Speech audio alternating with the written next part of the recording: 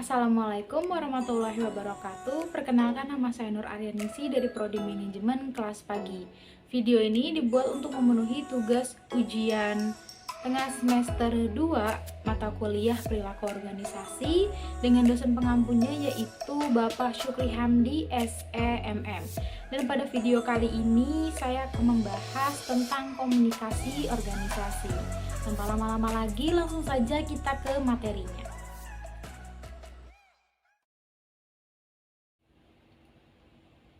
Dari apa yang kita ketahui, komunikasi merupakan aktivitas dasar dalam kehidupan manusia.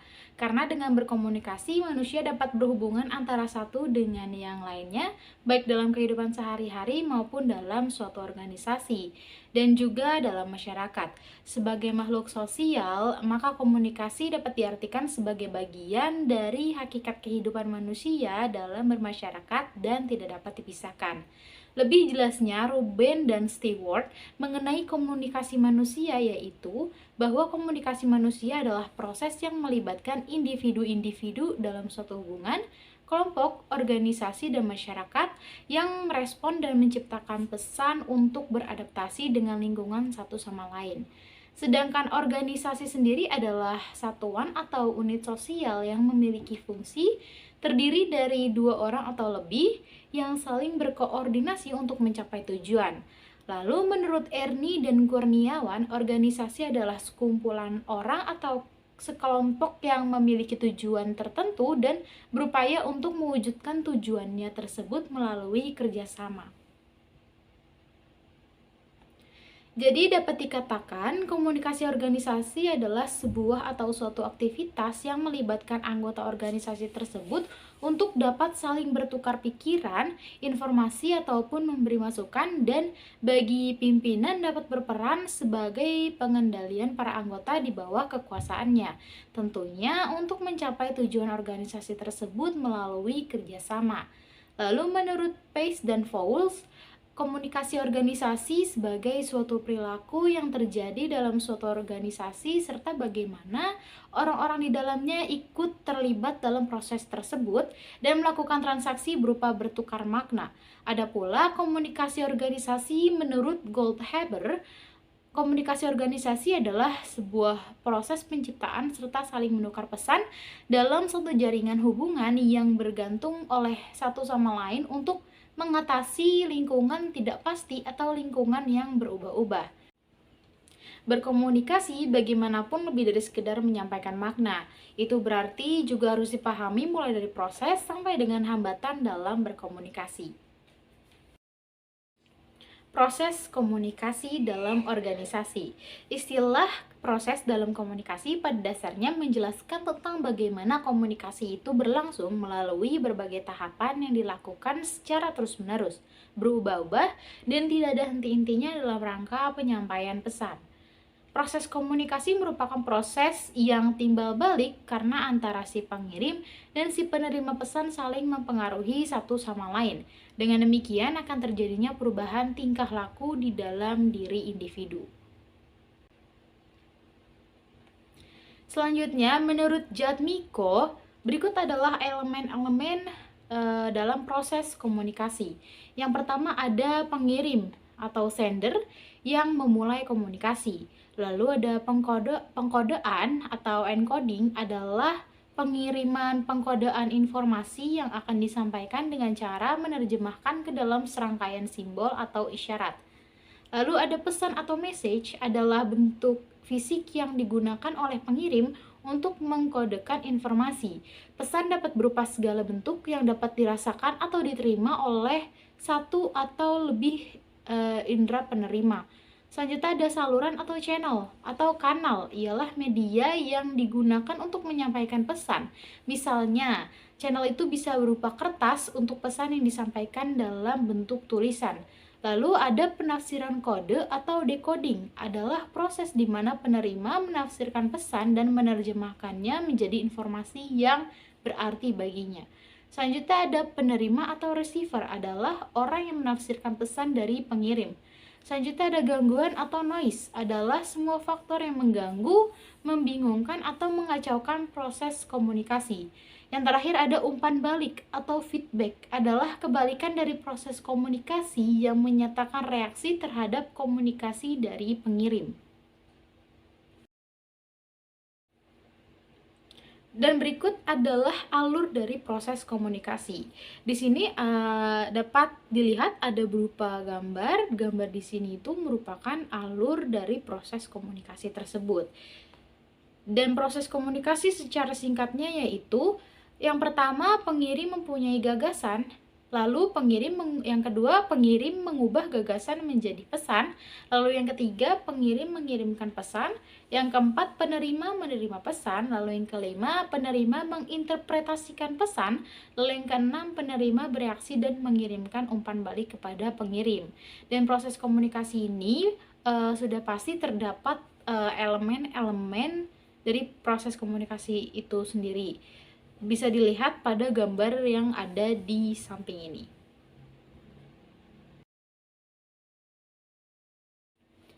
Selanjutnya kita ke direction of communication atau arah aliran komunikasi. Di sini terdapat dua arah aliran, yaitu secara vertikal dan juga horizontal. Yang pertama, vertical communication. Ada dua. Yang pertama ada downward communication, yaitu komunikasi yang menyalurkan informasi dari tingkat jabatan tinggi atau pimpinan ke anggota sistem sosial atau anggota organisasi ke tingkat jabatan di bawahnya. Nah, komunikasi ini berfungsi menjelaskan dan membangun dukungan pelaksanaan visi misi dan strategi organisasi, lalu memberi perintah kepada pengikut, lalu menjelaskan kebijakan dan pelaksanaannya, dan memberikan feedback. Yang kedua ada upward communication, yaitu komunikasi yang menyalurkan informasi dari anggota organisasi atau tingkat jabatan rendah ke tingkat jabatan yang lebih tinggi atau pimpinan. Nah, komunikasi ini berfungsi yang pertama mengumpulkan informasi yang berharga, lalu memberikan kesempatan kepada para pengikut untuk mengemukakan keluhan dan mengajukan pertanyaan, lalu memperoleh feedback dan mengemukakan problem pelaksanaan tugas. Perbedaannya itu terdapat jika di bagian downward communication ini, komunikasinya ini dari manajer atau pimpinan ke karyawan yang ada di bawahnya. Sedangkan di upward communication ini, komunikasi ini dari karyawan ke manajer atau ke pimpinannya. Selanjutnya, kita ke horizontal communication. Ada lateral communication. Jadi lateral ini adalah horizontal communication. Jadi mereka adalah sama, yaitu komunikasi yang menyalurkan informasi dari unit kerja dengan tingkat jabatan yang sama. Komunikasi ini berfungsi mengkoordinasikan aktivitas, berbagi informasi, memecahkan problem dan konflik, lalu mengembangkan kerjasama dan saling mengerti. Nah, untuk lateral communication ini, komunikasinya ini terjadi di antara anggota karyawan dengan posisi yang atau jabatan yang sama. Selanjutnya, interpersonal communication. Interpersonal communication yaitu proses di mana orang atau individu bertukar informasi, perasaan, dan makna melalui pesan verbal dan juga nonverbal. Nah, yang pertama ini kita membahas tentang komunikasi verbal, yang merupakan salah satu bentuk komunikasi yang umum digunakan untuk menyampaikan pesan-pesan, baik pesan umum maupun pesan bisnis kepada pihak lain, baik dengan cara tulisan maupun lisan. Nah, bentuk komunikasi verbal dalam organisasi dan bisnis ini biasanya terdiri dari berbicara, menulis, mendengar, dan juga membaca. Selanjutnya ada komunikasi nonverbal. Pada dasarnya, melengkapi komunikasi bentuk verbal dan menyampaikan informasi lebih efisien. Bentuk komunikasi nonverbal ini contohnya adalah body movement atau gerakan tubuh, lalu intonation atau intonasi yang diberikan pada kata-kata, lalu ada facial expression atau ekspresi wajah, dan physical distance atau jarak fisik antara pengirim dan penerima pesan.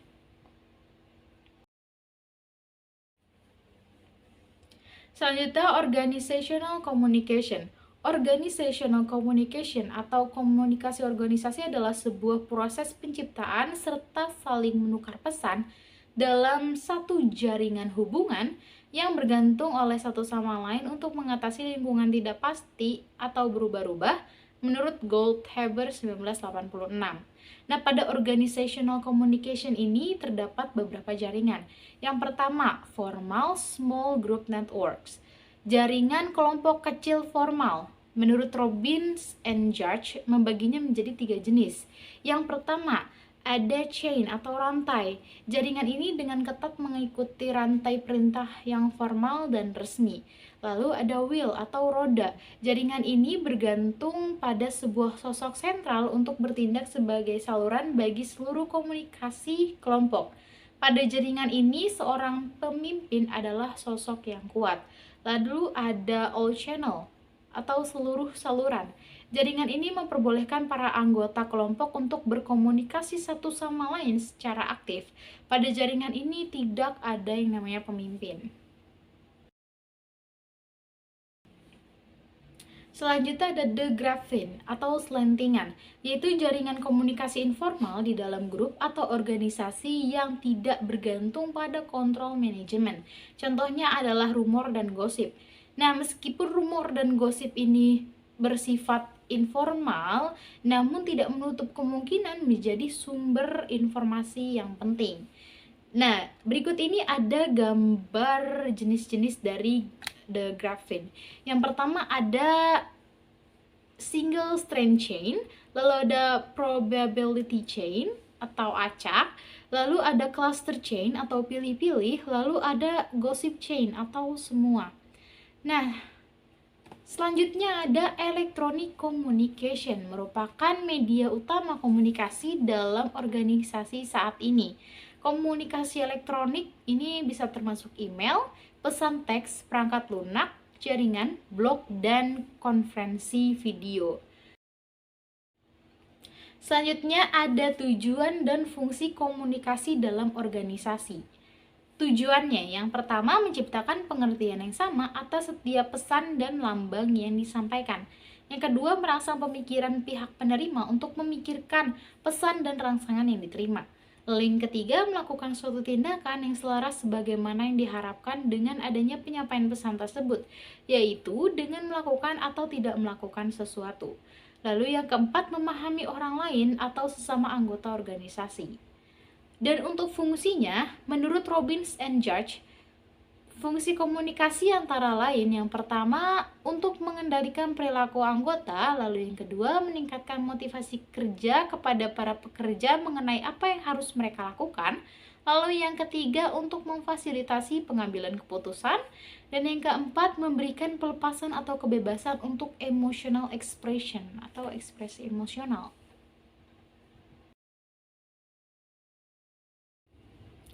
Selanjutnya, hambatan komunikasi.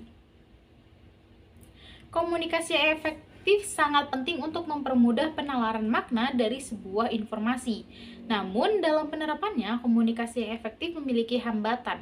Antara lain, yang pertama filtering atau penyaringan, mengacu pada pengirim yang sengaja memanipulasi informasi sehingga penerima akan melihatnya lebih baik.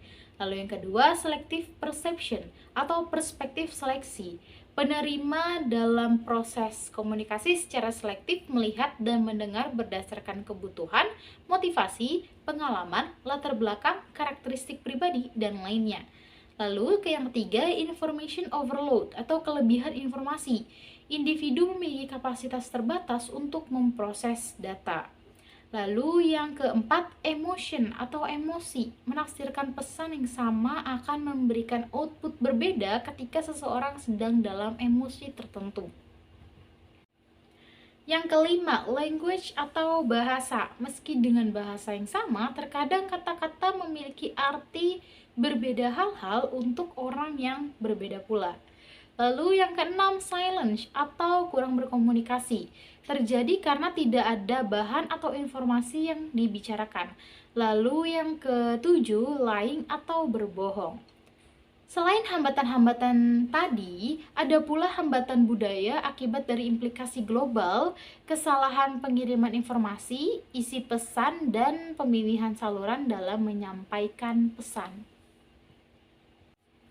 Selanjutnya, hambatan pada saluran atau channel pengiriman pesan. Menurut ahli teori komunikasi, gangguan atau noise adalah segala sesuatu yang mengganggu dalam transmisi pesan sehingga dapat merubah arti pesan. Nah, yang pertama ada physical noise atau gangguan fisik. Dapat berupa gangguan suara lingkungan seperti sirine dan lain-lain yang mengganggu seseorang untuk mendengarkan dengan baik. Lalu yang kedua dalam pesan tertulis, dapat berupa halaman yang tercetak dengan buruk atau kertas yang buram sehingga sulit untuk menangkap pesan. Lalu yang ketiga ada semantic noise, terjadi bila pembicara dan pendengar membicarakan sesuatu hal dengan arti yang berbeda seperti orang yang berbicara dengan bahasa yang berbeda. Sekarang kita sampai pada kesimpulan. Komunikasi organisasi adalah sebuah atau suatu aktivitas yang melibatkan anggota organisasi tersebut untuk dapat saling bertukar pikiran, informasi, ataupun memberi masukan, dan bagi pimpinan dapat berperan sebagai pengendalian aktivitas para anggota di bawah kekuasaannya. Tentunya untuk mencapai tujuan organisasi tersebut. Nah, pengaruh komunikasi organisasi terhadap perilaku organisasi tentunya akan berdampak pada tercapainya tujuan organisasi tersebut. Komunikasi organisasi berperan penting dalam menyatukan pemikiran setiap anggotanya, memberikan informasi, ide, dan feedback baik dari aliran arah downward, upward, maupun lateral. Organisasi tanpa komunikasi tidak akan bisa berhasil mencapai tujuannya. Baik komunikasi verbal ataupun non-verbal tetap dibutuhkan dalam sebuah organisasi. Dan untuk mewujudkan tujuan dari organisasi tersebut, dibutuhkan sebuah komunikasi antar individu atau kelompok yang efektif dan tepat sasaran. Pada dasarnya bahwa setiap kelompok orang yang bekerja sama akan terjadi suatu komunikasi atau hubungan sesuai dengan tugas yang diembannya, sehingga menampilkan perilaku yang mendorong timbulnya kesadaran dalam berkomunikasi untuk mencapai tujuan organisasi yang ditentukan. Sekian materi yang bisa saya sampaikan. Mohon maaf apabila ada salah penulisan, pelafalan, dan juga salah dalam pengucapan. Kurang lebihnya mohon maaf. Terima kasih. Wassalamualaikum warahmatullahi wabarakatuh.